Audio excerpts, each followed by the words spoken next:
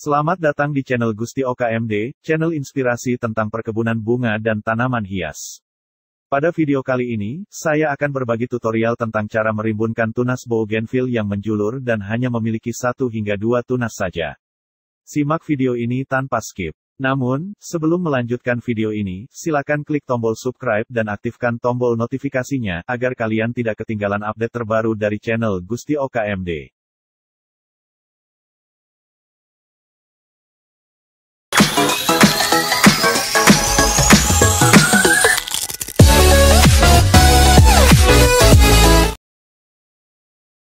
Pada dasarnya, pengembangan bougainville melalui cara stek batang terkadang tidak sesuai dengan keinginan kita. Banyak pecinta bougainville merasa kecewa jika hasil stek batang mereka hanya tumbuh tunas sebanyak 1 hingga 2 tunas saja. Bagi kalian yang mengalami hal ini, jangan khawatir akan hasil stek batang bougainville yang hanya memiliki 2 tunas dan menjulur ke atas.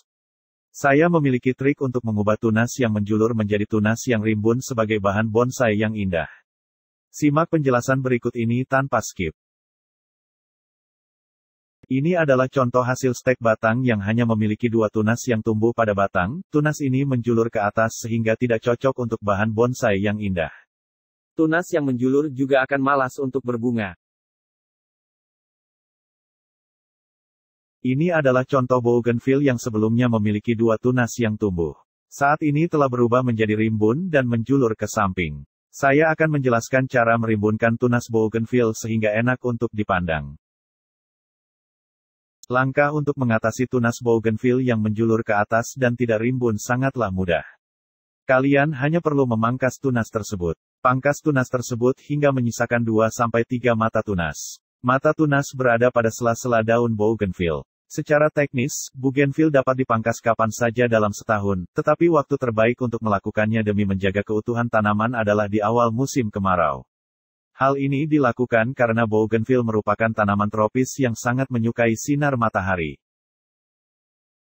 Pangkaslah bougainville ini sebelum tanaman mulai menghasilkan kuncup bunga baru. Jika Anda menunggu sampai kuncup terbentuk, pertumbuhan baru tanaman akan terhambat dan produksi bunga akan berkurang. Sebaliknya, jika Anda memangkas terlalu dini saat musim hujan, hujan dapat membunuh tunas baru yang muncul setelah pemangkasan. Bougainville berkembang melalui tahapan siklus, dengan musim bunga besar-besaran diikuti dengan periode istirahat. Memangkas sebelum awal siklus baru memungkinkan rambatan memproduksi tunas baru dalam jumlah banyak. Waktu yang tepat untuk memangkas bougainville berbeda-beda berdasarkan cuaca pada setiap wilayah. Cara termudah untuk menentukan waktu memangkas adalah dengan mengamati kondisi cuaca. Tetapi sebelum rambatan mulai bertunas, inilah waktunya memangkas. Pemangkasan seharusnya dapat membuka tanaman dan memungkinkannya tumbuh dalam bentuk yang sehat. Ingatlah bahwa tiap potongan yang Anda lakukan akan membentuk tunas baru. Pemangkasan membantu tanaman tumbuh lebih tebal dan lebat. Jika Anda melihat area yang tampak berserabut, lakukan pemotongan strategis untuk membantunya bercabang di tempat tersebut. Jangan lupa memotong kuncup yang telah layu dari tanaman bougainville Anda. Membiarkan kuncup kering di tanaman akan menghambat kuncup baru untuk mekar. Jangan memangkas bougainville terlalu pendek atau terlalu dekat dengan tanah. Ini dapat berakibat kurangnya produksi kuncup baru. Jangan pernah berusaha merapikan tanaman bougainville tanpa sarung tangan berkebun. Duri dan rantingnya yang tebal dapat melukai tangan Anda. Untuk mendapatkan hasil yang sempurna, ikuti hal-hal berikut ini. Bougainville membutuhkan air yang banyak pada saat awal penanaman. Sama halnya dengan tanaman-tanaman lainnya yang membutuhkan nutrisi dari pasokan air di masa awal pertumbuhan. Akar yang baru tumbuh membutuhkan jumlah air yang banyak dibandingkan akar yang sudah tumbuh besar. Jadi ketika sudah tumbuh besar, bunga kertas ini akan mengalami fase di mana ia tidak membutuhkan air. Fase ini dinamakan fase kering. Fase kering ini terjadi pada saat bougainville sudah mulai memperlihatkan kuncupnya yang siap berbunga. Bunga bougainville merupakan tanaman bunga yang membutuhkan banyak asupan sinar matahari, yaitu sekitar 70% sinar matahari, bahkan di saat matahari terik sekalipun. Maka dari itu, simpanlah bunga bougainville Anda pada tempat-tempat terbuka yang dapat terkena paparan sinar matahari secara langsung. Bunga bougainville menyukai paparan sinar matahari langsung. Ia akan tumbuh subur jika diletakkan pada area terbuka.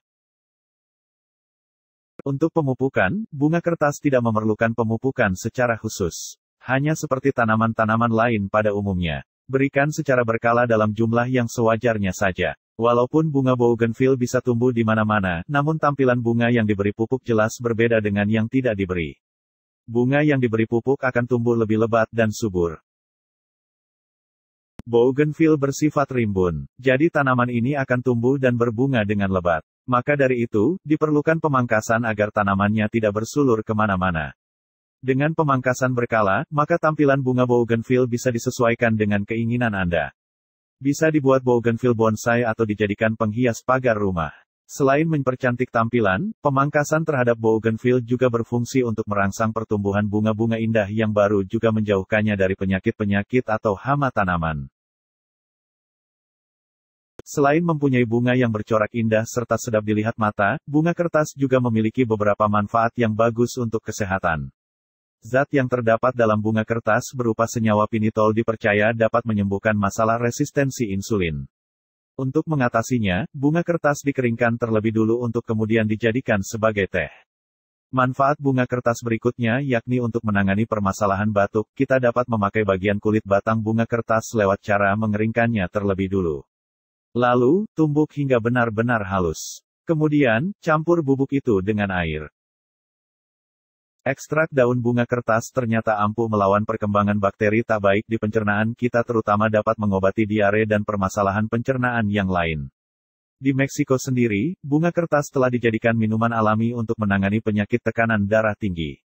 Senyawa yang ada di bunga kertas dapat menghambat permasalahan penumpukan plak di pembuluh darah sehingga bunga kertas dapat dipakai sebagai pengatur tekanan darah. Bunga kertas ternyata mempunyai kemampuan menyaring udara yang baik. Efeknya dapat meningkatkan kualitas udara dan air sehingga bisa menekan polusi akibat dari udara yang kotor serta timbal. Oleh karena itu, bunga kertas sering terlihat sebagai penghias di tepi jalan atau rumah. Sejak zaman dulu, teh bunga kertas sudah dikonsumsi sebagai obat herbal di negara asal bunga ini, yaitu Meksiko. Untuk melindungi tekanan darah serta sebagai penyeimbang kandungan kolesterol, ekstrak daun bunga kertas dapat dikonsumsi dengan cara teratur. Sekian tutorial saya kali ini, semoga bermanfaat bagi kalian semua. Terima kasih.